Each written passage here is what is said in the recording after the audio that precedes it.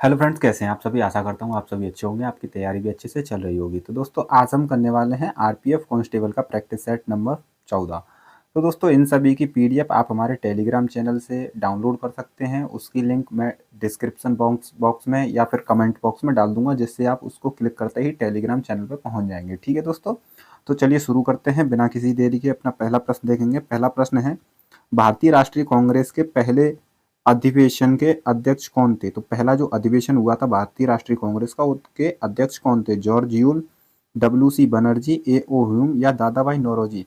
तो इसका सही आंसर है डब्ल्यू सी बनर्जी। जो थे वो भारतीय राष्ट्रीय कांग्रेस के पहले अधिवेशन के पहले अध्यक्ष थे, डब्ल्यू सी बनर्जी। और जो पहला अधिवेशन हुआ था ये कब हुआ था, ये हुआ था 1885 ईस्वी में बम्बई में। ठीक है, कहाँ हुआ था ये, बम्बई में हुआ था। ठीक है दोस्तों, और इसकी स्थापना भी 1885 ईस्वी में ही हुई थी।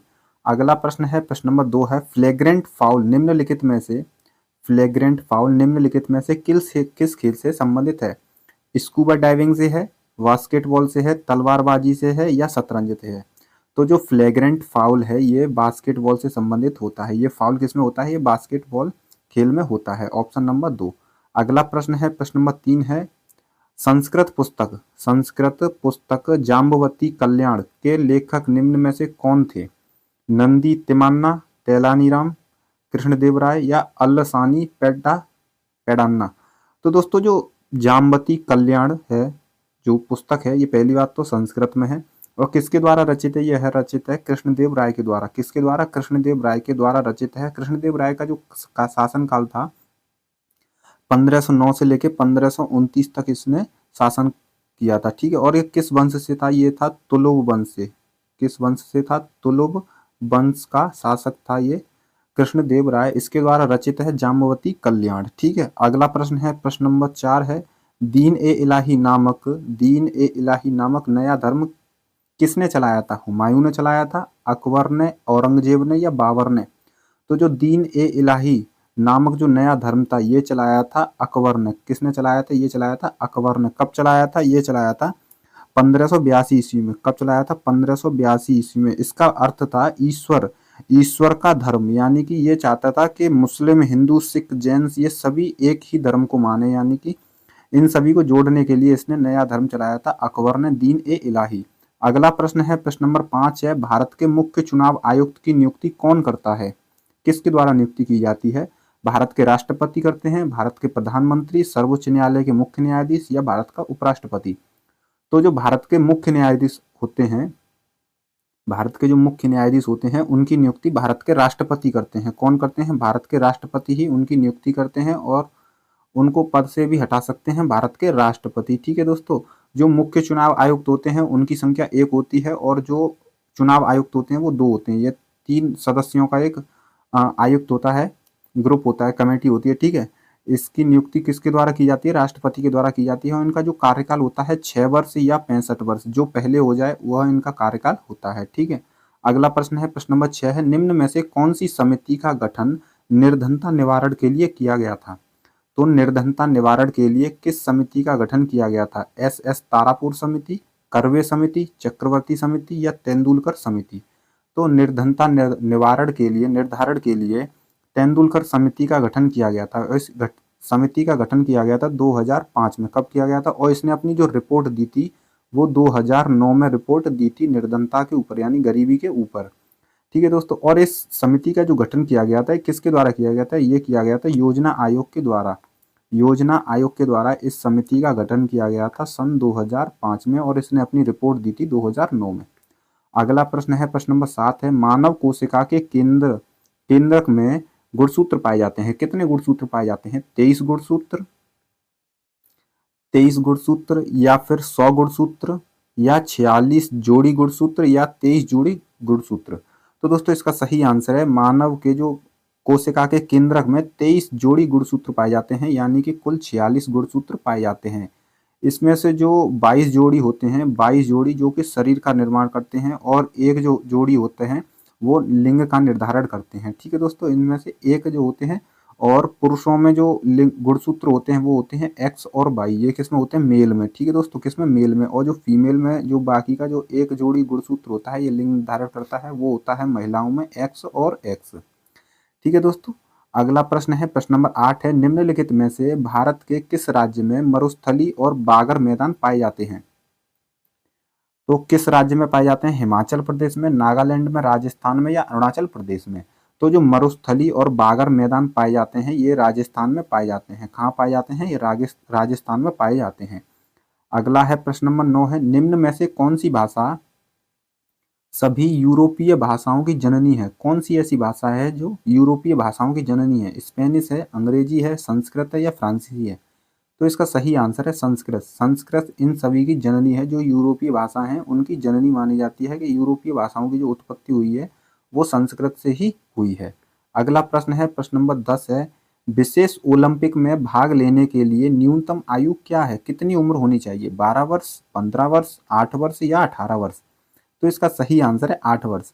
जो विशेष ओलंपिक होते हैं उनमें भाग लेने के लिए न्यूनतम उम्र 8 वर्ष होनी चाहिए। जो विशेष ओलंपिक होते हैं ये होते हैं जो मानसिक मानसिक रूप से अक्षमता होती है उनकी, उनके लिए कराए जाते हैं। जो मानसिक रूप से कमजोर होते हैं उनके लिए ये विशेष ओलंपिक आयोजित कराए जाते हैं। और इनकी शुरुआत जो हुई थी वो की गई थी 1968 से। विशेष ओलंपिक की शुरुआत की गई थी 1968 से। अगला प्रश्न है, प्रश्न नंबर 11 है, बैंकों को भेजी गई राशि और न्यायिक जमा जैसे बचत संविधान के किस वित्तीय प्रावधान के तहत आते हैं। भारत का समेकित कोष में आते हैं, आपातकालीन निधि में, भारत का आकस्मिकता निधि में या भारत का सार्वजनिक खाते में।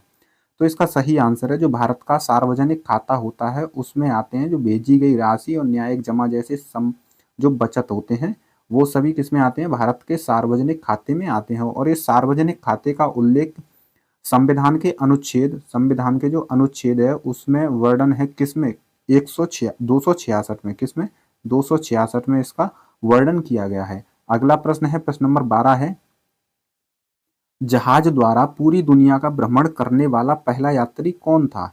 जहाज द्वारा पूरी दुनिया का भ्रमण करने वाला व्यक्ति Vasco D gamma, Archimedes, Marco Polo या फर्डिनेंड मैगलन। तो इसका सही आंसर है फर्डिनेंड मैगलन जो थे वो कि जहाज के द्वारा इन्होंने पूरी दुनिया का भ्रमण किया था। ऑप्शन नंबर 4 इसका सही है। अगला प्रश्न है, प्रश्न नंबर 13 है, प्रोटियम, ड्यूटेरियम, ट्रिटियम हाइड्रोजन परमाणु के क्या हैं, आइसोटोन है, आइसोलिन है, समस्थानिक है या समभारिक है। तो जो प्रोटियम, ड्यूटेरियम और ट्रिटियम ये हाइड्रोजन के समस्थानिक है। क्या है, समस्थानिक। समस्थानिक का मतलब होता है कि जिसकी परमाणु संख्या समान होती है। परमाणु संख्या यानी कि जिसके प्रोटॉन्स की संख्या समान होती है, यानी कि तत्व एक होते हैं लेकिन इनके विभिन्न रूप होते हैं। तो ये हाइड्रोजन के ही तत्व हैं, प्रोटियम, ड्यूटेरियम, ट्रिटियम। और जो समभारिक होते हैं, जो समभारिक इनका जो होता है द्रव्यमान समान होता है, द्रव्यमान संख्या समान होती है और इनकी परमाणु संख्या समान होती है। ठीक है दोस्तों, तो भूलना नहीं है समस्थानिक और समभारिक में। अगला प्रश्न है, भारत के किन क्षेत्रों में ठंडे रेगिस्तान पाए जाते हैं। किस क्षेत्र में पाए जाते हैं ठंडे रेगिस्तान, कच्छ का रण में, कच्छ के रण में या फिर लद्दाख में या फिर हरियाणा में या थार में। तो इसका सही आंसर है जो ठंडे रेगिस्तान पाए जाते हैं वो लद्दाख में पाए जाते हैं। और दोस्तों जो लद्दाख है वो काराकोरम, लद्दाख जो है वो काराकोरम और जो जास्कर पहाड़ी है उसके बीच में स्थित है। जास्कर पहाड़ी के बीच में स्थित है लद्दाख। अगला प्रश्न है, प्रश्न नंबर 15 है, सोनोरन रेगिस्तान किस महाद्वीप में स्थित है। एशिया महाद्वीप में, अफ्रीका महाद्वीप में, ऑस्ट्रेलिया महाद्वीप में या उत्तरी अमेरिका महाद्वीप में। तो जो सोनोरेन रेगिस्तान है ये उत्तरी अमेरिका में स्थित है। कहाँ स्थित है, उत्तरी अमेरिका में स्थित है। ये जो सोनोरेन रेगिस्तान है यूएसए और मैक्सिको की सीमा के अंदर आते हैं। मैक्सिको की सीमा के अंदर स्थित है सोनोरेन रेगिस्तान। ठीक है, अगला प्रश्न है, प्रश्न नंबर 16 है, अनुदानों की मांग के लिए मतदान किया जाता है, कौन करता है, कहाँ किया जाता है मतदान, मुख्य चुनाव आयुक्त द्वारा, केवल लोकसभा द्वारा, सर्वोच्च न्यायालय के मुख्य न्यायाधीश द्वारा या फिर केवल राज्यसभा द्वारा। तो जो अनुदानों की मांग की जाती है वो केवल लोकसभा के द्वारा की जा सकती है। किसके द्वारा की जा सकती है, केवल लोकसभा के द्वारा। और ये अनुदान की जो मांग है ये आर्टिकल आर्टिकल 113 यानी 113 में इसका वर्णन किया गया है। और ये अनुदान की जो मांग की जाती है वो संचित निधि में से की जाती है। कि कहाँ से की जाती है? संचित निधि में से, केवल लोकसभा द्वारा। अगला प्रश्न है, प्रश्न नंबर 17 है, पुलिस, कृषि, सिंचाई भारतीय संविधान की किस सूची से संबंधित हैं? संघीय सूची, समवर्ती सूची, केंद्र की अवशिष्ट शक्तियां या राज्य सूची? तो इसका सही आंसर है पुलिस, कृषि, सिंचाई या फिर जेल हो या फिर स्वास्थ्य सेवा हो, सार्वजनिक स्वास्थ्य से संबंधित हो, ये सभी किस में आते हैं? राज्य सूची में आते हैं। तो भारतीय संविधान में जो 7वीं अनुसूची है, कौन सी अनुसूची है? 7वीं अनुसूची है। उसमें 3 सूचियों के बारे में बताया गया है, 3 सूचियों के बारे में, जिसमें से संघ सूची, समवर्ती सूची और राज्य सूची, ये 3 सूचियों के बारे में बताया गया है कि राज्य सूची में जो विषय हैं राज्य उन्हीं पर कानून बना सकता है, और संघ सूची में केवल केंद्र सरकार कानून बना सकती है, और समवर्ती सूची है इसमें राज्य और केंद्र दोनों मिलकर कानून बना सकते हैं। इसमें ये दिया गया है अनुसूची नंबर 7 में। अगला प्रश्न है, प्रश्न नंबर 18 है, करदाताओं की संख्या और राजस्व कर के नहीं बढ़ने का कारण है? क्या कारण है? प्रत्यक्ष करों में वृद्धि होना, कर अनुपालन लागू करने के कारण, काले धन में वृद्धि, आधार करों में वृद्धि। तो जो करदाताओं की संख्या और राजस्व करों के नहीं बढ़ने का कारण है वो है प्रत्यक्ष करों में वृद्धि होना। प्रत्यक्ष करों में वृद्धि हो जाती है तो यह बढ़ते नहीं है। ठीक है दोस्तों, इसका सही आंसर है ऑप्शन नंबर 1।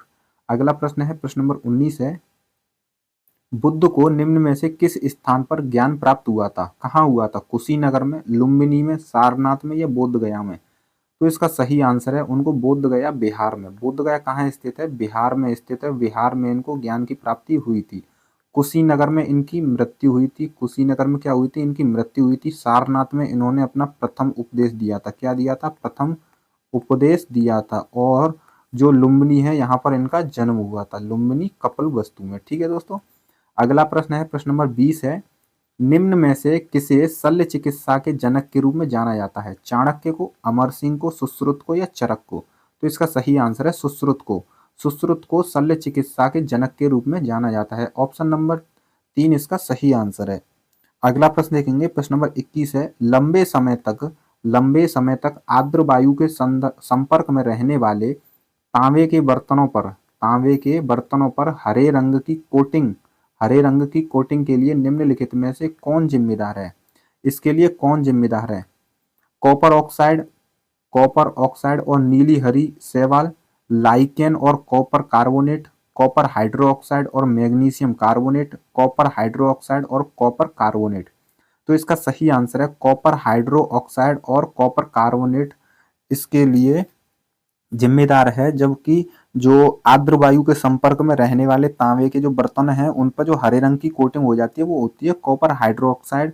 कॉपर हाइड्रोक्साइड का जो रासायनिक सूत्र है CuOH का होल ट्वाइस है। ठीक है दोस्तों, CuOH का होल ट्वाइस, और कॉपर कार्बोनेट का है CuCO3। इसकी वजह से उस पर हरे रंग की कोटिंग हो जाती है। अगला प्रश्न देखेंगे, प्रश्न नंबर 22 है, अप्रत्याशित स्थितियों में राष्ट्रपति द्वारा उपयोग किए जाने वाला कोष कौन सा है?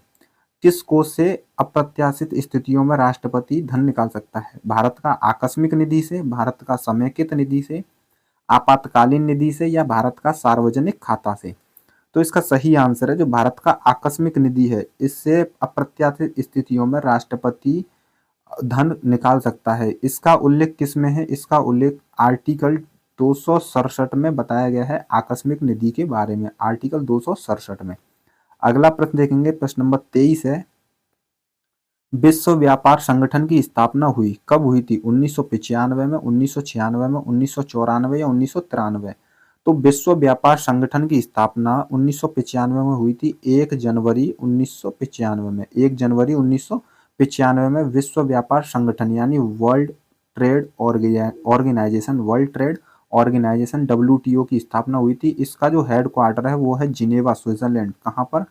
जिनेवा में इसका हेड क्वार्टर है। जिनेवा में इसका हेड क्वार्टर है, स्विट्जरलैंड में। ठीक है दोस्तों, अगला प्रश्न है, प्रश्न नंबर 24 है, सर्वोच्च न्यायालय की स्थापना और संगठन से संबंधित प्रावधान भारतीय संविधान के किस अनुच्छेद के अंतर दिए गए हैं?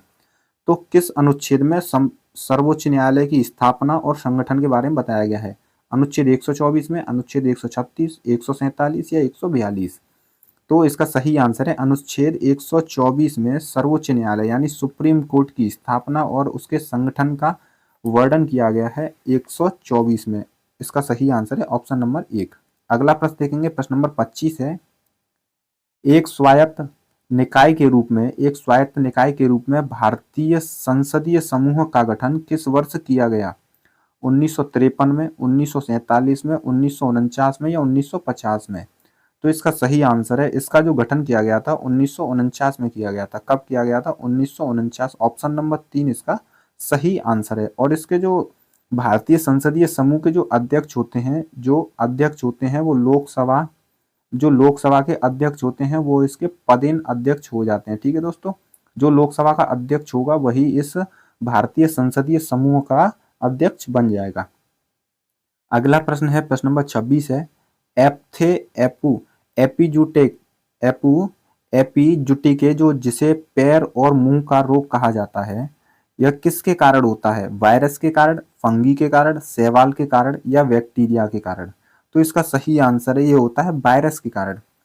किसके कारण होता है? वायरस के। ये जो होता है एंट्रोवायरस परिवार का होता है। किससे होता है? एंट्रोवायरस जो होता है उसके परिवार से होने वाला एक रोग है। ठीक है दोस्तों, इसका सही आंसर है ऑप्शन नंबर 1, वायरस से होता है ये रोग। अगला प्रश्न है, प्रश्न नंबर 27 है, रेल बजट को आम बजट से अलग किस समिति की सिफारिश के आधार पर किया गया था? जेबीपी समिति के, एंचिसन समिति, एकवर्थ समिति या मेकाले समिति? तो इसका सही आंसर है ऑप्शन नंबर 3, एकवर्थ समिति के आधार पर जो रेल बजट था उसको आम बजट से अलग कर दिया गया था। और जो एकवर्थ समिति थी ये कब बनी थी? ये बनी थी 1920 ईस्वी में बनी थी। और ये जो अलग किया गया था ये किया गया था 1924 में। 1924 में बजट को अलग कर दिया गया था। ठीक है दोस्तों, ऑप्शन नंबर 3। अगला प्रश्न है, प्रश्न नंबर 28 है, भारतीय रिजर्व बैंक द्वारा निर्धारित वरीयताओं में शामिल नहीं है। क्या चीज शामिल नहीं है रिजर्व बैंक की वरीयताओं में? कृषि, शिक्षा, निर्यात ऋण या सूचना प्रौद्योगिकी? तो इसका सही आंसर है ऑप्शन नंबर 4, इसका सही आंसर है सूचना प्रौद्योगिकी आरबीआई की वरीयताओं में शामिल नहीं है, जबकि कृषि है और शिक्षा है और निर्यात ऋण भी इसमें शामिल है। अगला प्रश्न है, प्रश्न नंबर देखेंगे 29 है, ओलंपिक ध्वज पहली बार किस वर्ष फहराया गया था? 1896 में, 1942 में, 1920 में या 1900 में? तो जो ओलंपिक का ध्वज था पहली बार 1920 में फहराया गया था। 1920 में, वो भी कहाँ फहराया गया था? ये फहराया गया था बेल्जियम में। बेल्जियम में फहराया गया था। बेल्जियम के जो एंटवर्प था उसमें ये ओलंपिक हो रहे थे 1920 में, वहीं पर फहराया गया था।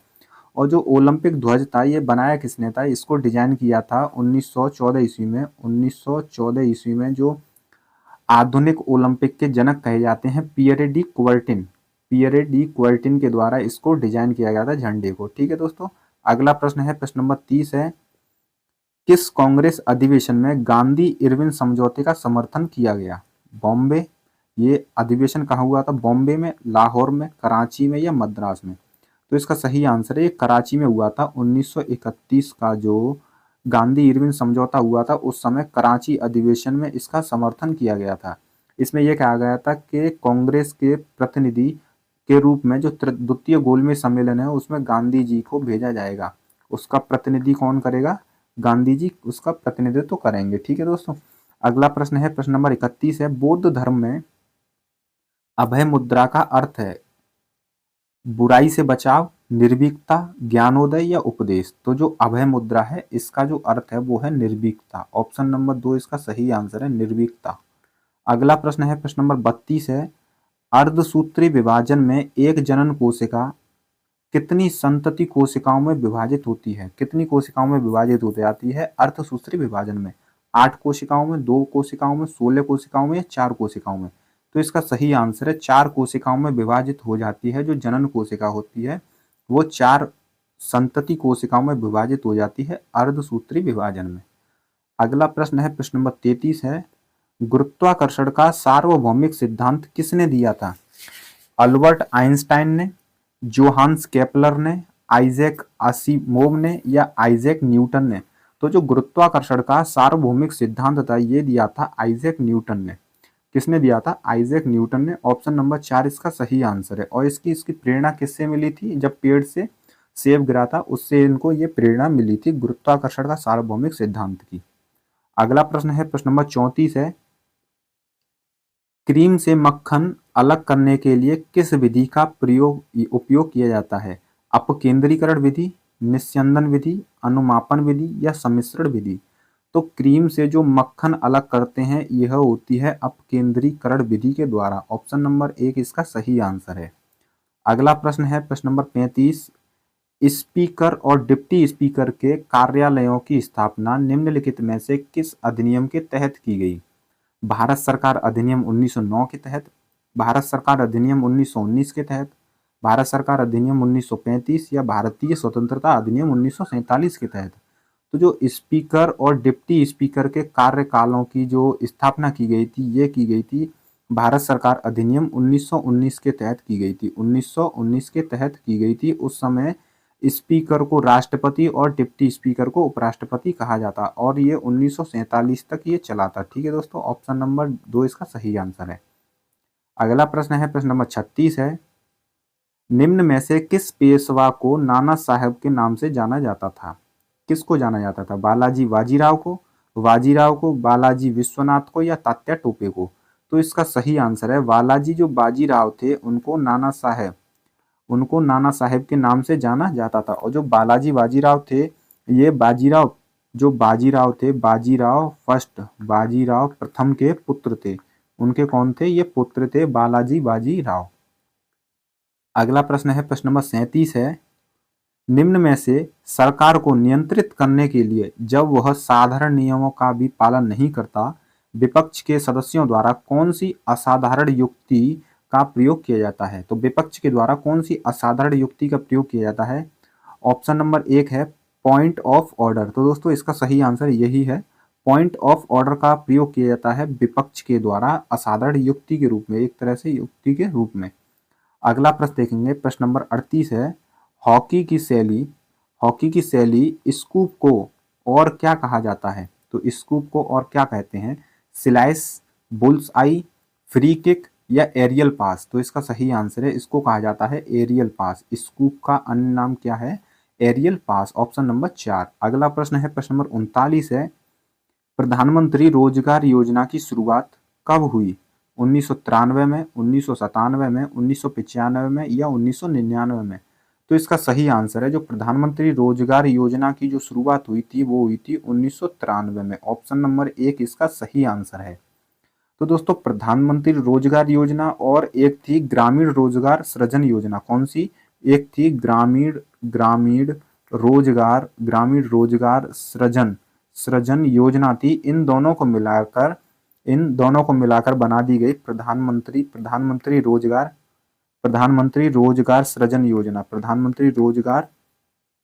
सृजन योजना बना दी गई थी। ठीक है दोस्तों, अगला प्रश्न है प्रश्न नंबर 40 है, उत्तरी गोलार्ध का सबसे लंबा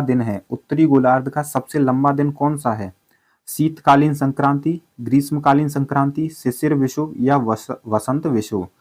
तो इसका सही आंसर है इसको बोलते हैं ग्रीष्मकालीन संक्रांति। जो उत्तरी गोलार्ध है, पृथ्वी में 2 गोलार्ध हैं, एक उत्तरी गोलार्ध एक दक्षिणी गोलार्ध। ठीक है, तो जो उत्तरी गोलार्ध होता है उसका जो सबसे बड़ा दिन है, सबसे लंबा दिन है, उसको बोलते हैं ग्रीष्मकालीन संक्रांति। और ये कब होता है? ये होता है 21 जून को। ये होता है 21 जून को होता है। और जो उत्तरी गोलार्ध का सबसे छोटा दिन होता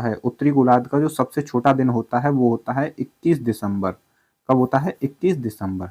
अगला प्रश्न है प्रश्न नंबर 41 है कि खालिस्तान से अधिक के जलग्रहण क्षेत्र वाली नदी बेसिनों को बड़ी नदी बेसिनों के रूप में जाना जाता है। तो कितने वर्ग किलोमीटर से जो अधिक जल ग्रहण क्षेत्र वाली नदियां होती हैं उनके जो बेसिन होते हैं उनको बड़ी नदी बेसिनों के रूप में जाना जाता है? 10,000 वर्ग किलोमीटर, 20,000 वर्ग किलोमीटर से बड़ी, या 40,000 वर्ग किलोमीटर से बड़ी, या 2,000 वर्ग किलोमीटर से बड़ी? तो इसका सही आंसर है 20,000 किलोमीटर से जो बड़ी नदी का जल ग्रहण क्षेत्र होता है उनको बड़ी नदी बेसिनों के रूप में जाना जाता है। तो इसका सही आंसर है ऑप्शन नंबर 2। अगला प्रश्न है प्रश्न नंबर 42 है, आसुत जल विद्युत का क्या होता है? सुचालक होता है, अतिचालक होता है, कुचालक होता है या अर्धचालक होता है? तो इसका सही आंसर है आसुत जल होता है, ये होता है कुचालक। ऑप्शन नंबर 3 इसका सही आंसर है। आसुत जल विद्युत का कुचालक होता है, क्योंकि दोस्तों जो आसुत जल होता है वो शुद्ध जल होता है। कैसा जल होता है? शुद्ध जल होता है, इसलिए ये कुचालक होता है। अगला है प्रश्न नंबर 43 है, जीएमटी का पूर्ण रूप क्या है? Greenwich measured time, great Britain measured time, Greenwich mean time या गूगल मीन टाइम? तो इसका सही आंसर है ग्रीनविच मीन टाइम इसका सही आंसर है। जीएमटी की पूर्ण यानी full form Greenwich mean time. जो ग्रीनविच मीन टाइम होता है, इसको ये 0 डिग्री देशांतर होता है, उसको बोला जाता है ग्रीनविच मीन टाइम। अगला प्रश्न है प्रश्न नंबर 44 है, वर्ष 1983 में भारतीय क्रिकेट टीम ने किसे हराकर विश्व कप जीता था? जिम्बाब्वे को हराकर, ऑस्ट्रेलिया को हराकर, पाकिस्तान को हराकर या फिर वेस्ट इंडीज को हराकर? तो जब 1983 में क्रिकेट वर्ल्ड कप हुआ था तो इंडियन टीम ने वेस्ट इंडीज को हराकर वर्ल्ड कप जीता था। किसको हराकर? वेस्ट इंडीज को हराकर। उस समय भारतीय क्रिकेट टीम के कैप्टन थे कपिल देव। कौन थे? कपिल देव उस समय कप्तान थे। अगला प्रश्न है प्रश्न नंबर 45 है, सलाल, बगलिहार और दुलहस्ती जल विद्युत परियोजनाएं किस नदी पर स्थित हैं? रावी पर, व्यास पर, चेनाब पर या सतलुज पर? तो जो सलाल, बगलिहार और दुलहस्ती जो जल विद्युत परियोजना है, ये चिनाब नदी पर स्थित है। किस नदी पर है? चिनाब नदी पर स्थित है। और चिनाब नदी जो है हिमाचल प्रदेश के बारालाचा दर्रे से इसका उद्गम होता है। चिनाब नदी का उद्गम स्थल कहाँ है? हिमाचल प्रदेश के बारालाचा दर्रे से। अगला प्रश्न है प्रश्न नंबर 46 है, poverty and un British rule in India पुस्तक के लेखक कौन थे? दादा भाई नौरोजी, आरसी दत्त, एमजी रानाडे या सुब्रमण्यम अय्यर? तो इसका सही आंसर है दादा भाई नौरोजी के द्वारा लिखित पुस्तक है poverty and un British rule in India. और दादा भाई नौरोजी को ग्रैंड ओल्ड मैन बोला जाता है और ये ब्रिटिश संसद में पहले सदस्य थे जो पहली बार सदस्य बने थे, दादा भाई नौरोजी। ठीक है, अगला प्रश्न है प्रश्न नंबर 47 देखेंगे, योग में स्वास्तिकासन किस मुद्रा को व्यक्त करता है? योग में स्वास्तिकासन किस मुद्रा को व्यक्त करता है? ऊंट को, मांगलिक को, टिड्डे को या कुत्ते को? तो इसका सही आंसर है मांगलिक को यह व्यक्त करता है। ऑप्शन नंबर 2 इसका सही आंसर है, स्वास्तिकासन। अगला प्रश्न है, कोट्रालम जलप्रपात कहाँ स्थित है? कोट्रालम जलप्रपात कहाँ स्थित है? तमिलनाडु में, कर्नाटक में, केरल में या तेलंगाना में? तो इसका सही आंसर है तमिलनाडु में स्थित है कोट्रालम जलप्रपात। और ये किस नदी पर है? ये नदी है चित्तर नदी। किस नदी पर है? चित्तर नदी पर स्थित है जलप्रपात। ठीक है दोस्तों, अगला प्रश्न देखेंगे प्रश्न नंबर 49 है, पुनरावर्ती परावर्तन के कारण ध्वनि की प्रबलता क्या कहलाती है? ध्वनि कहलाती है, प्रतिध्वनि कहलाती है, अनुनाद कहलाती है या अनुकंपन कहलाती है? तो जो पुनरावर्ती परावर्तन के कारण ध्वनि की प्रबलता जो होती है वो प्रतिध्वनि कहलाती है। इसका सही आंसर है ऑप्शन नंबर 2 इसका सही आंसर है। अगला प्रश्न है, सेनकोट्टा दर्रा मदुरई को किससे जोड़ती है? तो जो सेनकोट्टा दर्रा है ये मदुरई को किससे जोड़ती है? चेन्नई से, पलक्कड़ से, कोट्टायम से या त्रिची से? तो सेनकोट्टा दर्रा मदुरई को कोट्टायम से जोड़ती है। मदुरई कहाँ है? मदुरई है तमिलनाडु में। मदुरई कहाँ है? तमिलनाडु में। और कोट्टायम है केरल में। कोट्टायम है केरल में। तो यानी कि तमिलनाडु को केरल से जोड़ता है सेनकोट्टा दर्रा। तो दोस्तों हमारे 50 प्रश्न यहाँ पर कंप्लीट हो चुके हैं। अगर ये वीडियो आपके लिए हेल्पफुल है तो चैनल को जरूर सब्सक्राइब कर लीजिएगा दोस्तों।